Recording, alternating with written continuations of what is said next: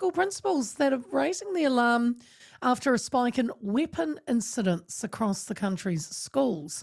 Last year, 526 students were disciplined for carrying or using a weapon, up about 80% from 2018.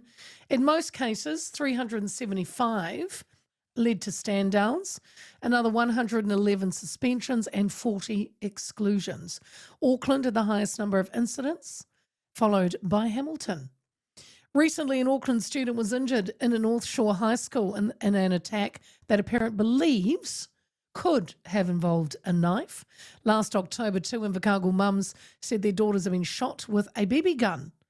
And a student at Christchurch Primary School Knights Stream fired shots at peers in November. School leaders want the government to step up with targeted funding, more training for staff, and perhaps even powers for schools to proactively manage at-risk students. Secondary Principals Association President Louise Anaru joins me now. Good afternoon, Louise. Kia ora. Thanks for your time this afternoon. Over 500 students disciplined for weapons at school last year. Firstly, Louise, what is a weapon? What are we talking about? Again, it can be something that's brought into school that could cause, has the risk to cause potential harm, or something that's used or found throughout the school classrooms. So not necessarily these were all knives or BB guns.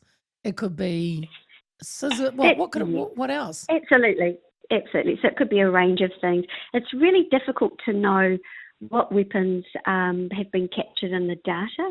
We can see numbers, but we don't have that line of sight on the situations, the stories behind it.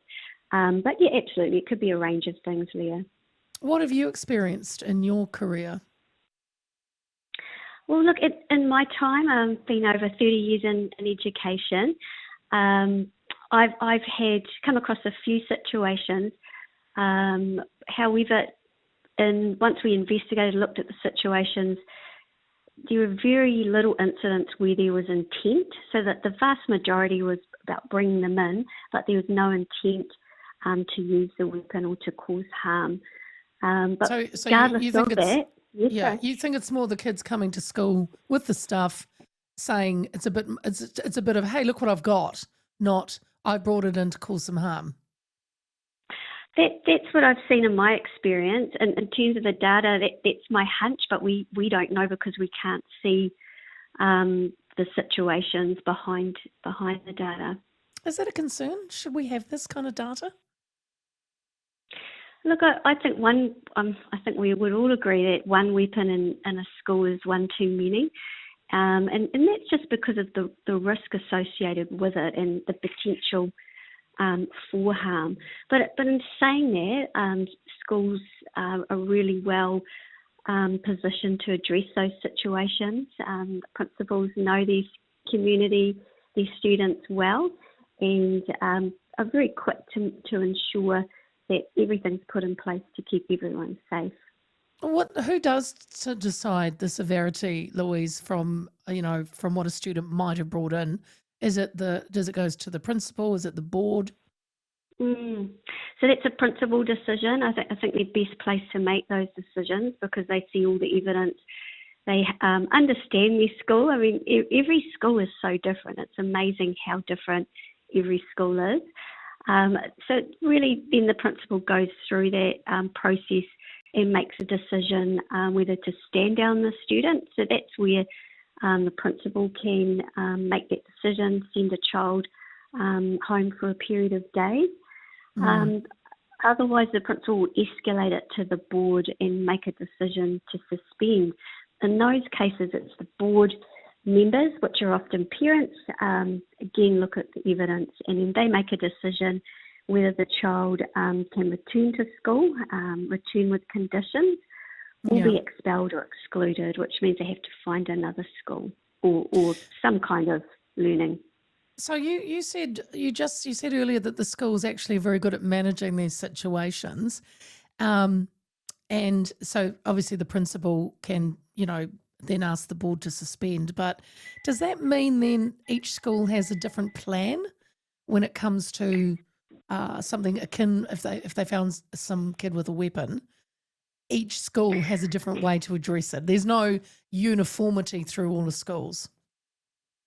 There's uniformity in terms of guidelines and legislation, like the search, seize and surrender, for instance. And there are online modules that any teachers or authorised staff members who carry those actions out have to take online. The board monitor that list. But then other schools, depending on their context or needs, for instance, may invest in outside providers coming in and running training sessions. It really just depends what the community need is within every school. Do you think there are wider social issues here, Louise, violence maybe at home or online that are showing up in the school corridors? So what we do is we spend the majority, 95%, of everything that we're doing is around prevention, but we're also prepared for these worst case scenarios. I think that wellbeing is a challenge, and it's something that we know from research that we need to look at creating a whole school, a whole community approach to enhancing wellbeing. So in saying that, yes, there are areas that we can strengthen and address, across our country. So we focus on things like really monitoring student wellbeing, and then we're quick to put supports in place as needed. Part of it's teaching and learning. Of course, at schools we're really focused around teaching schools and the capabilities that our young people need to make safe decisions, to keep themselves safe and others, those around them. We have really strong pastoral care systems and work with external agencies. So if there is a situation where a child may need that additional support, we meet with whānau, health agencies, our school guidance team, the student, and put some really good safety plans in place. Of course, we really need parents and schools to work together on this and to ensure that schools are, that the ministry is really resourcing all of our guidance and support staff. Then we know if we're all actively doing this together, we can really address this and prevent these situations. Yeah. So all right. So you've said it takes the whole community, and that you want to see parents and schools working together. Is there currently a disconnect there? No, I just think there's an opportunity for us to collaborate. Meet with each other, share our strategies, and work together. We just know from research that schools are given that when schools and parents work together, for instance, we can really accelerate achievement. We can also enhance wellbeing. If we're resourced well and we have the right staffing, like support staff, our counsellors, social workers, mentors, again, we can put that support in place for our young people. When all of those different arms are firing, then it's less likely that we're going to experience these kinds of incidents, and instead we're growing. So you're saying it's going to take all of that to stop kids bringing weapons to school?